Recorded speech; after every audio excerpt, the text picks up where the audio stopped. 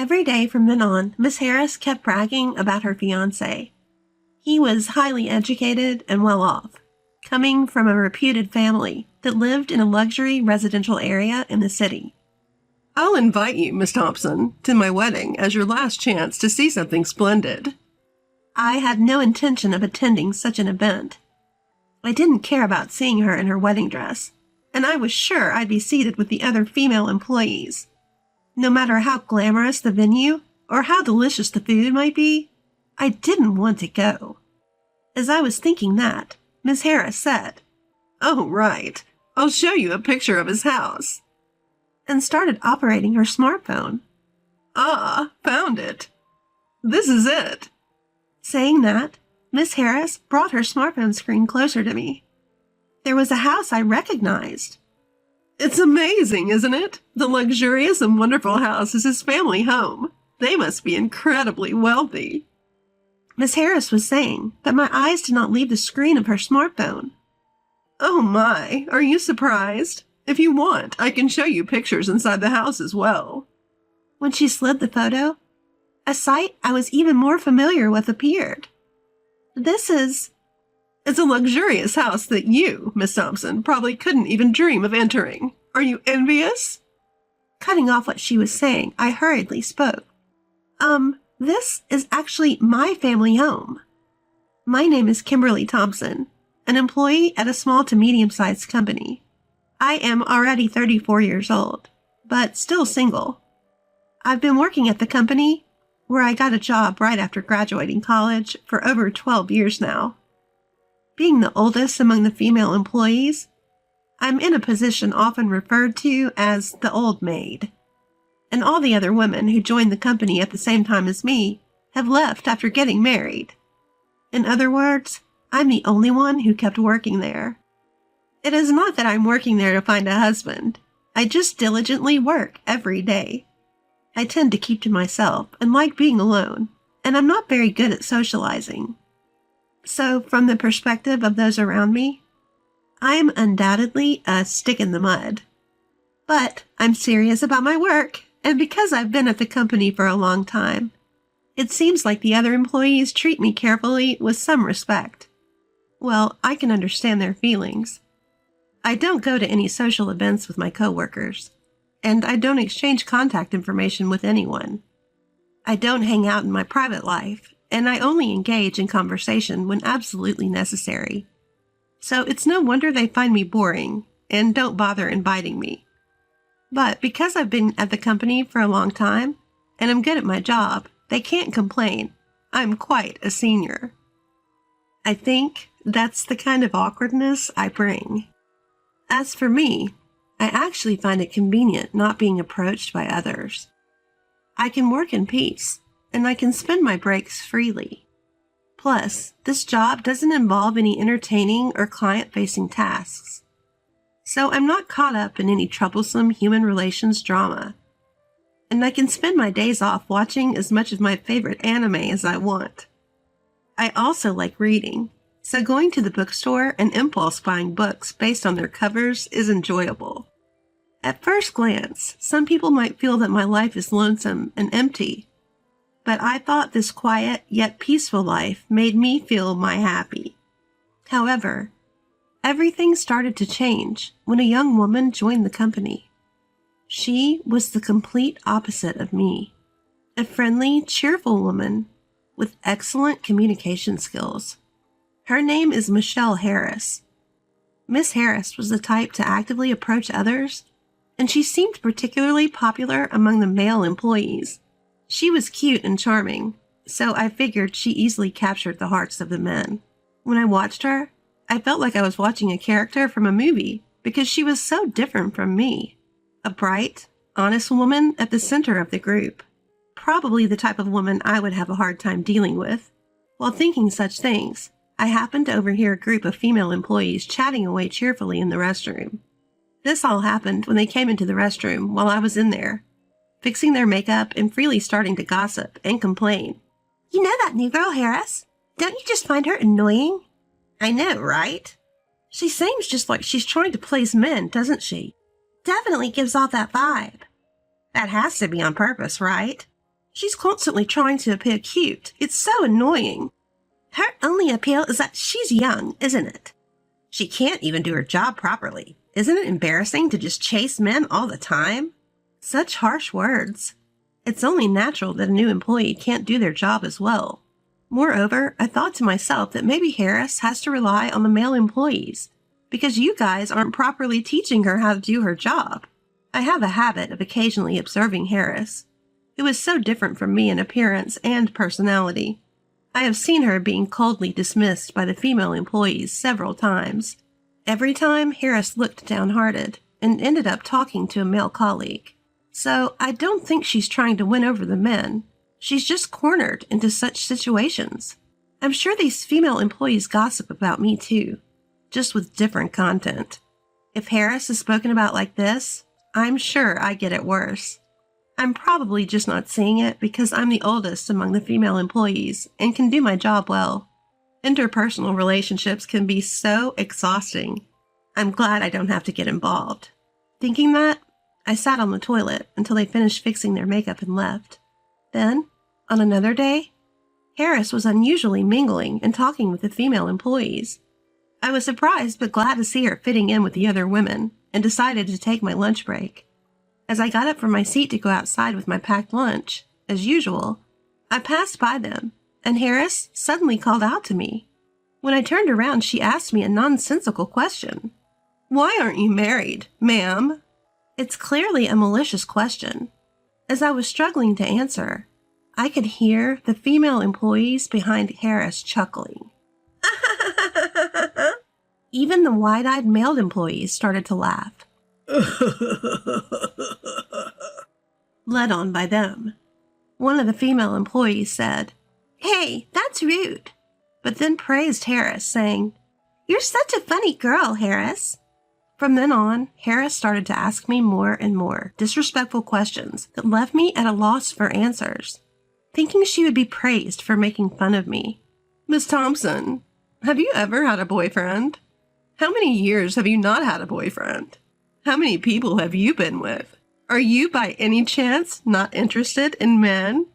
Harris kept asking me these personal questions without considering my feelings at all, and the level of disrespect only increased over time, and the surrounding employees seemed to find it amusing, encouraging Harris as if they wanted her to do more. I suppose she was happy to be recognized as one of them by the other female employees. Trying to meet their expectations, she kept intensifying her remarks to me. As things escalated, she began to flaunt her own status to me. "My boyfriend just gave me a designer bag as a gift the other day. I'm going to a high-end restaurant tonight that's booked out for the next 6 months. Do you just eat macaroni and cheese at home, Thompson?" This kind of petty one-upmanship had been her modus operandi. "Miss Thompson, you don't seem to have any connection with luxury items. How pathetic," she would throw in with her sarcasm. Rather than feeling angry, I was beginning to find it impressive.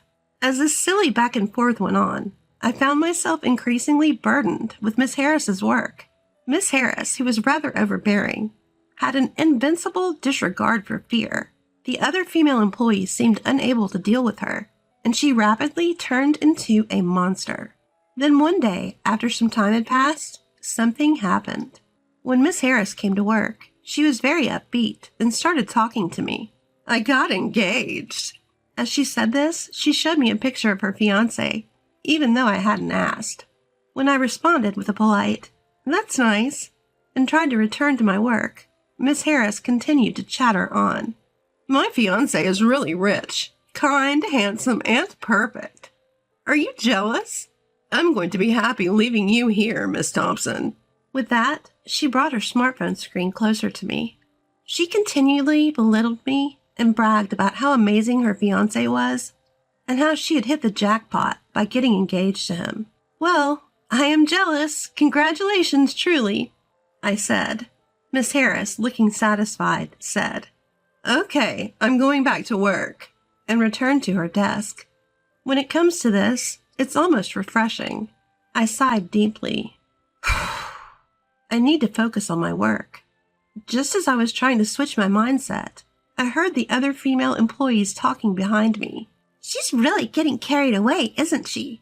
Seriously, just because she's getting married, she's acting so giddy? What's up with that? Like she can actually be happy after getting married. She probably can't even do housework and might cheat on him. I agree. She's definitely the type who would get divorced quickly once her charms wear off. Totally agree. As one of them began to vent, the others joined in, spewing complaints. Out of pure curiosity, I asked the female employees, "Weren't you all friends with Miss Harris?" "What are you talking about? No way." They all laughed. "We would never be friends with a woman like that. It's just her thinking we're her friends." I see. It seems that Miss Harris had managed to make enemies of the female employees again. They didn't mind when she was bullying me, but as she increasingly tried to one-up me, she started doing the same thing to the other female employees. I sighed quietly. Aren't you the ones who boosted and fanned her flames? From then on, Miss Harris boasted about her fiancé almost daily. Apparently, he comes from a prestigious family, is highly educated, earns a high income, and his parents' home is located in an upscale residential area in Manhattan. This has nothing to do with you, Miss Thompson, who always looks so shabby. It seems like you could continue to live a simple life alone. The only people who would marry you are likely to be leftovers. Nobody high profile or high earning would ever consider someone like you. You may have to settle for someone uneducated and unemployed. But even such a man might refuse you, considering you're a dried-up old maid. Miss Harris would say, laughing. I'll invite you to my wedding, Miss Thompson. It will be your last shining moment. I certainly did not want to attend that. I couldn't care less about her wedding dress, and I'm sure I'd be seated with those female employees. Even if the venue is glamorous and the food is delicious, I wouldn't want to be there. As I was thinking this, Miss Harris said, "Oh, I just remembered. I'll show you a picture of his parents' house." And she began manipulating her smartphone. I wasn't interested in her fiancé's parents' house at all. "Oh, I found it. This is it," Miss Harris said, bringing her smartphone screen closer to me. I saw a house that looked familiar. "Isn't it amazing? Such a gorgeous and wonderful house being his parents' home. They must be extremely wealthy. All this will eventually be mine. I'm on top of the world. I'm now part of the rich gang. If I feel like it, I'll invite you over, Miss Thompson." Miss Harris said this, but my eyes couldn't leave the screen of her smartphone. "Oh my, did that surprise you? Feel free to take a look at the pictures of the interior as well." As she slid the phone across, more familiar scenes appeared. This is... You can't see or enter such a luxurious house, can you? Are you envious? I cut her off in a hurry and said, this is actually my parents' house." "What? What are you talking about?" "Well, I mean this house in the photo." When I said that, Miss Harris looked shocked. "Huh? What are you saying?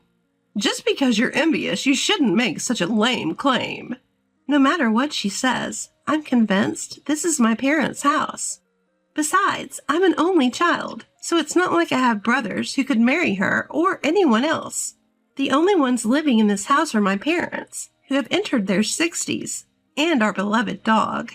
Miss Harris seems to think I was joking and laughed out loud. "Oh, Miss Thompson, you're so high level, keeping a straight face while fooling around." But I said seriously, "No, I'm not kidding. This is really true," she said, pointing at the photo. "But look, his car is parked here too, right? And how could you take pictures inside a house that isn't yours?" Despite her objections, the photos she was showing me were undoubtedly my parents' house. The placement of things, the floor plan, it was all exactly like the house I grew up in. Then it hit me. I remembered a sales guy who was often coming and going from my parents' house. I'd met him there and talked to him. He was desperately trying to get a contract, telling my parents all sorts of convenient things. I asked Miss Harris her fiancé's name. It was the same name as the salesman. I see. So that man, Aaron, was pretending my parents' house was his own to impress her. What a lame guy. Does he think he could get away with that? I noticed other signs that Aaron wasn't a very good person. He was always smiling, and even when my parents said, "We think we'll pass on the contract this time," he would cheerfully respond, "I see. Well, I'll come by again next time." But the moment he left the house, I saw from my bedroom window that he had a really scary look on his face. Maybe he was just angry because he didn't get the contract, but it left me a really bad feeling. There's no need to tell Miss Harris about this, but that house is definitely my parents' house. I won't back down on that. Miss Harris was raising her voice. "What? That house is Miss Thompson's parents' house. That's impossible." No matter how much I explained, she wouldn't believe me. So I decided to take her to my parents' house after work that day. We arrived at my parents' house, and I took her through the gate. I opened the front door and said, "I'm home." Then my parents came out with a smile. "Welcome home. When you said you were coming home all of a sudden, we wondered what was going on. You even brought a friend." "It's not often we see you, but it's nice to see your face after a long time." "We have to serve something since you brought a friend." "We have some sweets we brought when we went on a trip to France with your aunt. We'll serve them with some tea." Looking at Miss Harris, my parents smiled happily. I mentioned the name of her fiancé and asked my parents about him. "Oh, the salesman." "He was here just the other day." Hearing my parents respond like that, Miss Harris seemed to accept the truth. When we arrived in my room, she suddenly began to cry. "What happened? Are you sad because you were lied to about his family home?" Sure, being lied to might have been shocking, but it was not that much of a disaster, I thought. Then Miss Harris said, "I'm sorry," and began to talk about her engagement with Aaron. Apparently, Miss Harris met Aaron at a social gathering. At that time, Aaron told her that he held a position in a major corporation, and when they were alone, he informed her that his family was wealthy, which caused her to fall for his good looks and the status. After that, they went on a few dates and their relationship developed. However, despite Aaron's position in a major corporation, he turned out to be surprisingly stingy. At first, he paid for all of their dates, but gradually, he started making Miss Harris pay, claiming he had no cash on hand. When Miss Harris said something about it, Aaron suddenly proposed, saying, "Actually, I want to save money because I'm going independent. Plus, we need to save for our wedding fund, right?" Caught off guard by the proposal, Miss Harris got carried away and started to shell out cash as he directed. Aaron took advantage of this, borrowing more and more money from Miss Harris, and before she knew it, she had handed him a substantial sum. Still, she fell blindly for his sweet words like, "It's for our happy married life together." If you look at it objectively, you would think that if his family was really wealthy, he wouldn't need to borrow money from his girlfriend.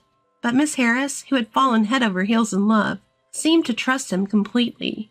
But now it seems even Miss Harris had come to realize it was a lie. Miss Harris came to apologize to me in tears. "Miss Thompson, I'm really sorry. I apologize for the terrible attitude I've been showing until now. I know I can't be forgiven, but please let me apologize." She explained in tears that she was led by the other female employees to harass me. She didn't really like to gossip or show off, but she was instigated by the other female employees and pressured to join in, or else she would be left out like before. It was hard, but she said she managed to endure because she had Aaron. Again, she apologized and shed big tears. Seeing Mrs. Harris like that made me feel sorry for her. She was really struggling in her own way. We could leave those female employees, but the liar must be dealt with. In a way, my family and I are involved too. We need to teach him a lesson. Let's teach that guy a lesson. I decided to have Miss Harris call Aaron. When we arranged to meet at a cafe, he changed his complexion as soon as he saw my face. Aaron, looking uncomfortable, lowered his gaze. I told him I was going to report his misuse of the photo of his family home and his deception of my junior colleague to his workplace. He turned pale and started apologizing. "Please, forgive me for that." "So why did you lie and deceive Miss Harris?" Apparently, he had approached her because he thought she had money, since she wore nice clothes and branded bags. He began to brazen it up and turned to Miss Harris and said something outrageous. "Mainly, it's your fault for coming after me without seeing through my lies. I showed you a nice dream, so you should consider it a gratitude fee." I was stunned at his audacity. It reminded me of the hidden side I saw from the window at my family home. "You proposed marriage. That's why Miss Harris trusted you." Then Aaron replied with a defiant laugh. "Well, I thought it was the best thing to say." "What do you mean? So you had no intention of marrying Miss Harris?" "Well, yes. I'm not thinking about getting married right away." Aaron casually made such a statement. Miss Harris couldn't take it anymore and started crying. Seeing Miss Harris crying, Aaron looked annoyed. What a terrible man he is. There's no need to show mercy to someone like him. I pulled out a voice recorder and said, "I recorded what you just said. And you know you can demand compensation for breaking off an engagement without a reasonable cause." Aaron turned pale and frantically said, Whoa, that's going to be a problem." "Choose between reporting this incident to the company or repaying the money you borrowed from Miss Harris along with some damages," I said. Hearing this, Aaron replied, I'll pay back the money," and dropped his shoulders. That's how we came to an agreement that he would pay back Miss Harris. It seems that Aaron was cheating, and his mistress was spending money lavishly, more than his salary could cover. But he was so smitten with her that he was siphoning money from Miss Harris to keep her satisfied.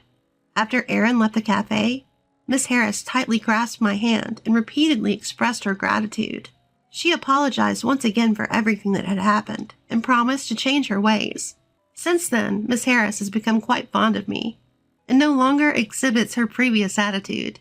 Even when other female employees act unpleasantly, she no longer lets it bother her and concentrates on her work. Seeing her like this, the female employees still badmouth her, but I think they're just not worth dealing with. Later, when one of the female employees got engaged, a nasty war of words began among them.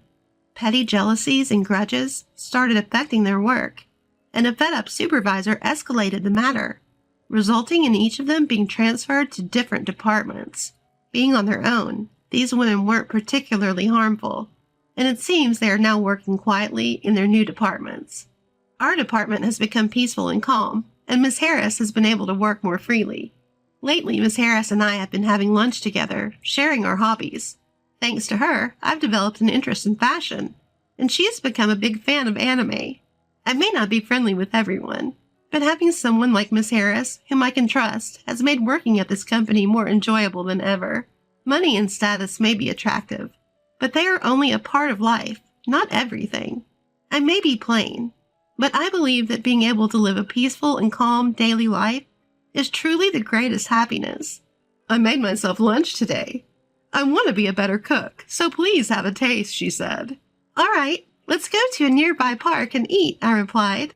"Yes," she replied happily.